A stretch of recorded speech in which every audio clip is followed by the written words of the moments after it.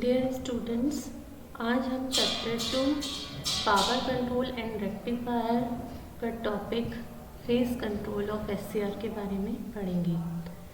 Phase control of SCR का मतलब होता है एससीआर से जो करंट फ्लो हो रही है वो और सोर्स वोल्टेज, इन दोनों के बीच का जो फेज एंगल है उसको कंट्रोल करना, ये कहलाता है हमारा फेज कंट्रोल ऑफ एससीआर। इसका एक्सप्लेनेशन हम एक डायग्राम के थ्रू समझेंगे। देखिए यहाँ पर एक फिगर शो किया हुआ है जिसमें एक सोर्स वोल्टेज है Vs, जिसे लिखा हुआ है Vs बराबर से Vm साइन ओमेगा टी। एक थायरिस्टर लगा हुआ है जिसे T से रिप्रेजेंट किया हुआ है और यहाँ पर एक रेजिस्टेंस कनेक्टेड है जिसे लोड कहा गया है। तो इस सर्किट में जब हम सप्लाई वोल्टेज जो कि AC वोल्टेज है ये अप्लाई करते हैं तो AC during positive cycle thyristor हमारा फॉरवर्ड बायस हो जाएगा, बट यह तब तक ऑन नहीं होगा जब तक इस पर हम गेट पल्स नहीं देंगे। तो जब गेट पल्स देंगे तो थायरिस्टर फॉरवर्ड बायस मोड से फॉरवर्ड कंडक्शन मोड में आ जाएगा और ये एक क्लोज स्विच की तरह वर्क करेगा। जब यहाँ एक क्लोज स्विच हो जाएगा तो सारी की सारी सप्लाई वोल्टेज लोड के अक्रॉस हमें अपेयर हो जाएगी, जिसे हम कहेंगे V0 बराबर से Vs। बट जैसे ही नेगेटिव साइकिल आएगी, फॉर एग्जांपल अगर हम यहाँ पे एक टर्मिनल माने ये A है और ये B है, तो जब टर्मिनल A नेगेटिव हो जाएगा और B पॉजिटिव हो जाएगा तो थायरिस्टर हमारा रिवर्स बायस मोड में चला जाएगा। जैसे ही यह रिवर्स बायस मोड में जाएगा तो यह ओपन स्विच की तरह बिहेव करेगा। ओपन स्विच होने से यहाँ पे सर्किट ब्रेक हो गया, कोई भी करंट फ्लो नहीं हुई। तो जब करंट नहीं गई यहाँ पे तो I0 की वैल्यू 0, तो V0 भी हमारा क्या हो जाएगा, यहाँ पे I0 इंटू R, तो वो भी हमारा 0 हो जाएगा। तो यहाँ पर कहने का मतलब ये है कि जब हम गेट पर सप्लाई करते हैं तो हमारा थायरिस्टर टर्न ऑन हो जाता है। तो ये एप्लीकेशंस जो है गेट सिग्नल की, ये कहलाती है हमारी फायरिंग, मतलब गेट सिग्नल अप्लाई करना ही फायरिंग कहलाता है। और जिस इंस्टेंट पर हम गेट पल्स अप्लाई करते हैं वो इंस्टेंट कहलाता है हमारा फायरिंग एंगल। देखिए यहाँ पे इस डायग्राम में आपको ये शो किया हुआ है। पहली वेवफॉर्म जो है वो Vs की है, जो कि AC नेचर है। Vs बराबर से Vm साइन ओमेगा टी, ये मैक्सिमम वैल्यू है Vm और ये साइनसोडियल वेवफॉर्म है। तो पॉजिटिव साइकिल है 0 to पाई, नेगेटिव साइकिल है पाई से 2 पाई। तो यहाँ पर हम देख रहे हैं कि सेकेंड वेवफॉर्म जो है गेट पल्स की है। अगर हमने इस इंस्टेंट पर गेट पल्स अप्लाई किया है, वो इंस्टेंट क्या है हमारा अल्फा, यही कहलाता है हमारा फायरिंग एंगल। तो इस इंस्टेंट पर हमने जैसे गेट पल्स दी, ये हमने पल्स शो कर रखी है जिसे कहते हैं फायरिंग पल्स।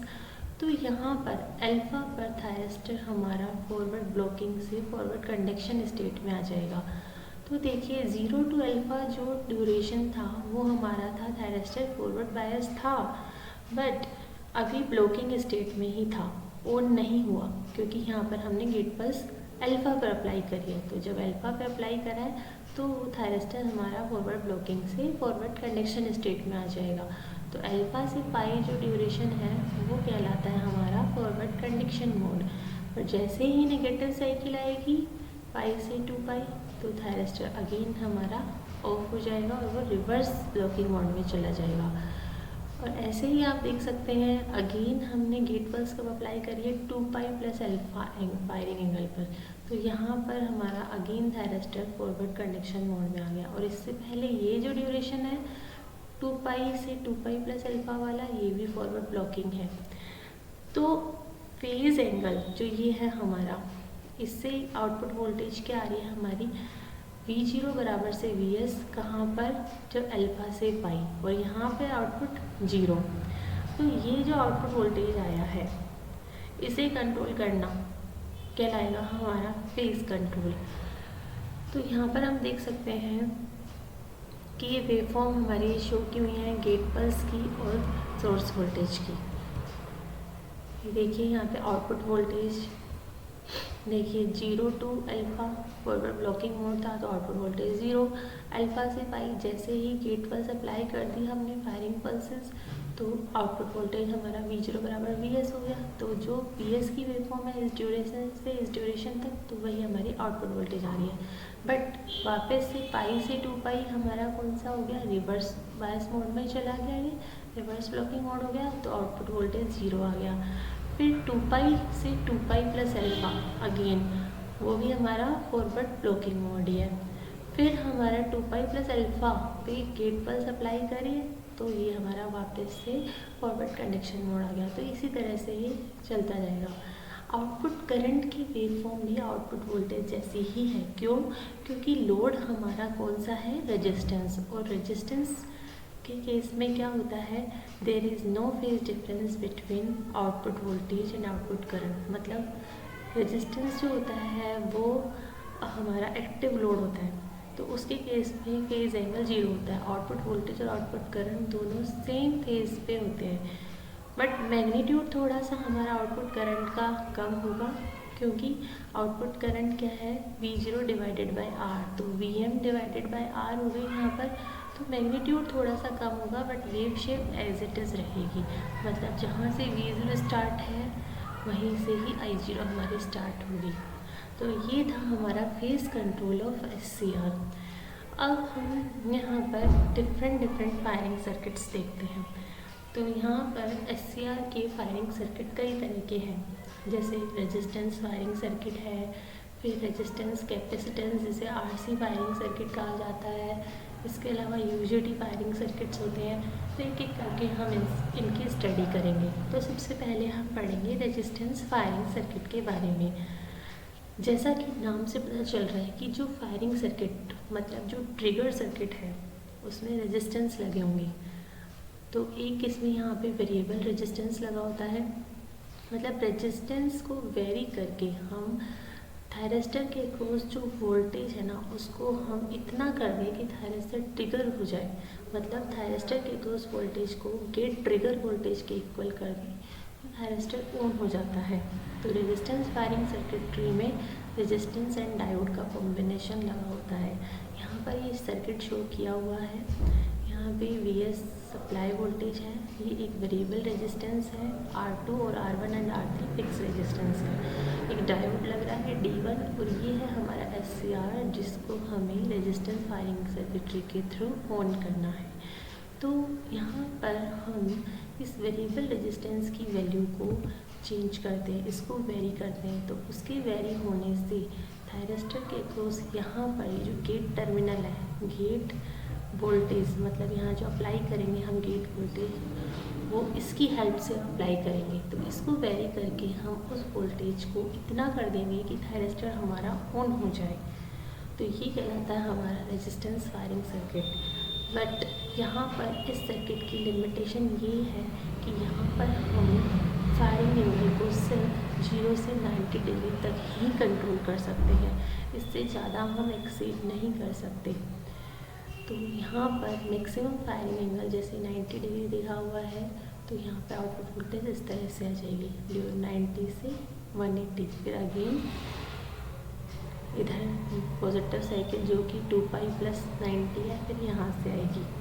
तो रेजिस्टेंस फायरिंग सर्किटरी में हम रेजिस्टेंस को वेरी करके थायरिस्टर की जो गेट ट्रिगर वोल्टेज के इक्वल ले आएंगे तो थायरिस्टर हमारा ऑन हो जाता है। नेक्स्ट होता है हमारा RC फायरिंग सर्किट। जैसा नाम से पता चल रहा है यहाँ पे रेजिस्टेंस और कैपेसिटेंस का कॉम्बिनेशन होगा विद द डायोड। तो यहाँ पे रेजिस्टेंस तो वही वेरिएबल रेजिस्टेंस है। इस रेजिस्टेंस को हम यहाँ पे वेरिएबल रेजिस्टेंस की वैल्यू को चेंज करके कैपेसिटेंस के अक्रॉस जो वोल्टेज है अगर हम उसको गेट ट्रिगर वोल्टेज के इक्वल ले आएँ तो थायरिस्टर ऑन हो जाता है। वापस देखिए, रेजिस्टेंस को वेरी करके कैपेसिटेंस के अक्रॉस वोल्टेज अगर उसको हम ट्रिगर वोल्टेज के इक्वल ले आएँ तो थायरिस्टर हमारा ऑन हो जाता है। यहाँ पर जो रेजिस्टेंस फायरिंग सर्किटरी की लिमिटेशंस थी उसको यहाँ पर ओवरकम किया गया है। मतलब यहाँ पर हम फायरिंग एंगल को 0 से 180 डिग्री तक कंट्रोल कर सकते हैं। ये इसका सर्किट है RC फायरिंग सर्किट का। आर और सी रेजिस्टेंस यहाँ पे वेरिएबल है और यहाँ पे कैपेसिटेंस फिक्स्ड है। तो इस आरसी का कॉम्बिनेशन दो डायोड के साथ है। ये हमारा आरसी फायरिंग सर्किट है। यहाँ पर आप देख सकते हो कि फायरिंग एंगल ग्रेटर देन 90 भी है यहाँ पर। तो आउटपुट वोल्टेज इस हिसाब से यहाँ पर हमारी ऐसे आ रही है। यहाँ पर इस रेजिस्टेंस को वेरी करके हम कैपेसिटर के अक्रॉस वोल्टेज VC को गेट ट्रिगर वोल्टेज के इक्वल ले आएंगे। तो जब VC बराबर से VGT हो या VC ग्रेटर देन VGT हो तो थायरिस्टर हमारा ऑन हो जाएगा। बट अगर VC की वैल्यू लेस देन VGT है तो थायरिस्टर हमारा ऑफ रहेगा। तो ये था हमारा RC फायरिंग सर्किट। नेक्स्ट आता है हमारा UJT firing circuit. UJT firing circuit R और RC फायरिंग सर्किटरी से बेटर है। क्यों? क्योंकि R और RC फायरिंग सर्किटरी में बहुत ज़्यादा पावर डिसिपेशन होता है गेट के अक्रॉस। तो इसलिए हम आजकल UJT ट्रिगर सर्किटरी को यूज़ में लेते हैं। यहाँ पर एक UJT फायरिंग सर्किटरी शो किया हुआ है। यहाँ पर रेजिस्टेंस और कैपेसिटेंस और एक UJT लिया हुआ है यहाँ पर थायरिस्टर के अक्रॉस। तो यहाँ पर रेजिस्टेंस और कैपेसिटेंस का वही कॉम्बिनेशन है कि कैपेसिटेंस की चार्जिंग और डिस्चार्जिंग से जब UJT के अक्रॉस वोल्टेज ट्रिगर वोल्टेज के इक्वल हो जाता है तो हमारा थायरिस्टर ऑन हो जाता है। यहाँ पर इसकी वेव शेप शो की हुई है एक्सपोनेंशियली। यहाँ पे वोल्टेज इंक्रीज हो रहा है ड्यू टू RC कॉम्बिनेशन और फिर डिक्रीज हो रहा है। तो यहाँ पर V जो है वो वैली वोल्टेज है और VP जो है यहाँ पर पीक वोल्टेज है।